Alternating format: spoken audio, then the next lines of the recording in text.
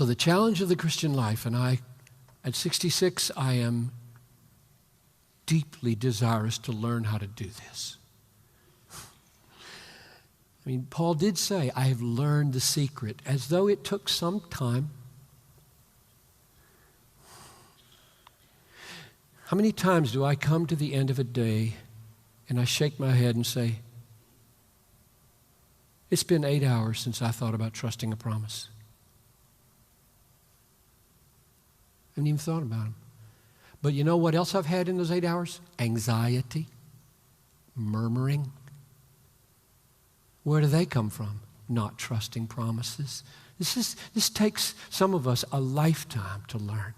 Oh, you young people, get this now. That's why I prayed at the beginning, oh God, build habits into our lives. Habits of trusting promises. Habits of hourly going to the Lord and saying, I need you, I need you, I need you. And then don't just go away saying, yeah, I need him, and feeling as depressed as when you came, but rather take a promise. I believe it. And don't let it go until it has an effect on you. And then turn your resolve by that power into a deed. Closing illustrations. If you set your heart, for example, to give, thinking money here now, could be anything else. If you set your heart to give sacrificially and generously, I'm not even thinking necessarily the church, just whoever needs, whatever need you think, whether the church has needs and the poor have needs and ministries have needs and wherever, you just want to be, you just set your heart. You're going to make a resolve to give.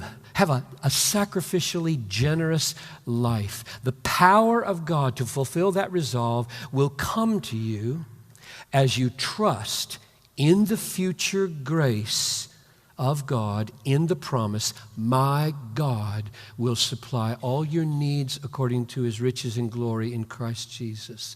And the promise, he who sows sparingly will reap sparingly, and he who sows bountifully will reap bountifully. And the promise, God is able to make all grace abound to you, so that having all sufficiency in all things at all times, you may abound in every good work. You believe those three promises, you're going to be a generous, sacrificial person. Power will come into your life, believing those promises. Number two, if you set your heart to return good for evil at work, in the family, wherever, to return good for evil, the power of God to fulfill that resolve will come to you as you trust in the future grace that comes through the promise. Blessed are you when men persecute you and revile you and say all kinds of evil against you falsely. Rejoice in that day and be glad. Great is your reward in heaven. You believe that? Then you will bless those who curse you. Yes, you will. It will be so freeing. There's a blessing upon my returning good for evil. There's a reward in heaven 10,000 times better than getting the last word in this conversation. But do we believe it?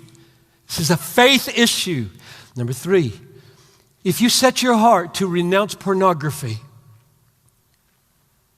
I'm going to renounce it. I'm not clicking.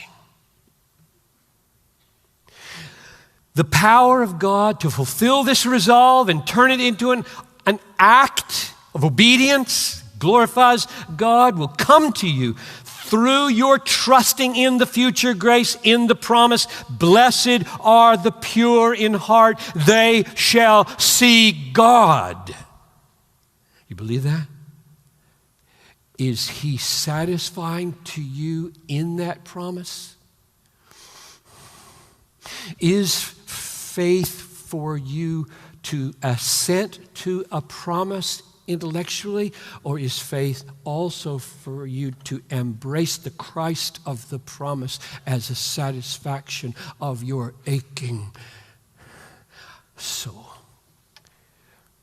Or the promise, it is better that you tear out one of your eyes than that your whole body be thrown into hell. Oh yes, it is better. It is wonderfully better. It is all satisfyingly better to tear your eye out.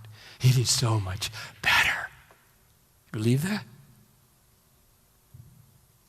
It's a belief issue.